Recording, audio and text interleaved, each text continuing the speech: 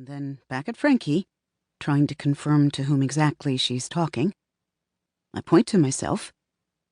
Do you mean me? Frankie has very little patience. Yes, Monique, you. That's why I said, Monique, can you come into my office? Sorry, I just heard the last part. Frankie turns, I grab my notepad and follow her. There is something very striking about Frankie. I'm not sure that you'd say she was conventionally attractive. Her features are severe, her eyes very wide apart. But she is nevertheless someone you can't help but look at and admire. With her thin, 6-foot-tall frame, her short-cropped afro, and her affinity for bright colors and big jewelry, when Frankie walks into a room, everyone takes notice.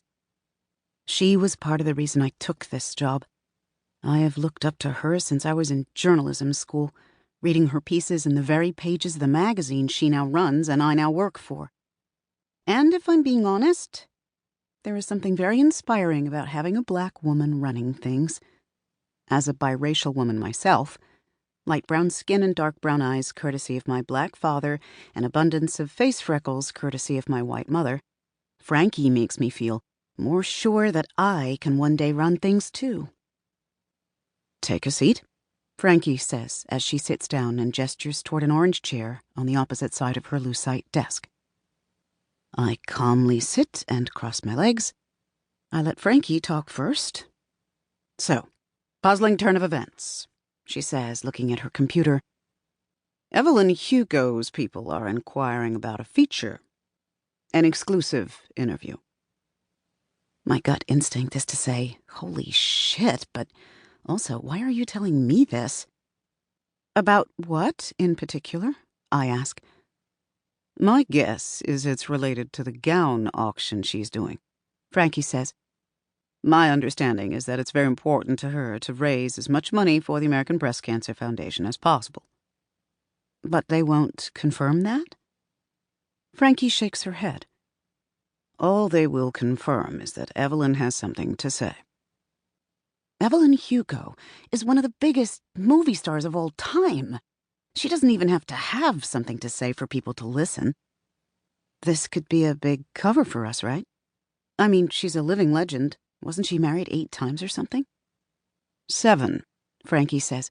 And yes, this has huge potential, which is why I hope you'll bear with me through the next part of this. What do you mean? Frankie takes a big breath and gets a look on her face that makes me think I'm about to get fired. But then she says, Evelyn specifically requested you. Me?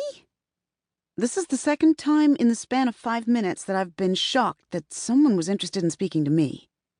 I need to work on my confidence. Suffice it to say, it's taken a beating recently, although why pretend it was ever really soaring? To be honest, that was my reaction too, Frankie says. Now I'll be honest.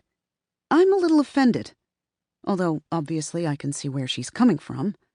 I've been at Vivant for less than a year, mostly doing puff pieces.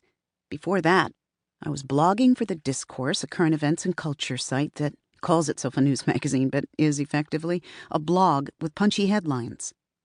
I wrote mainly for the Modern Life section, covering trending topics and opinion pieces.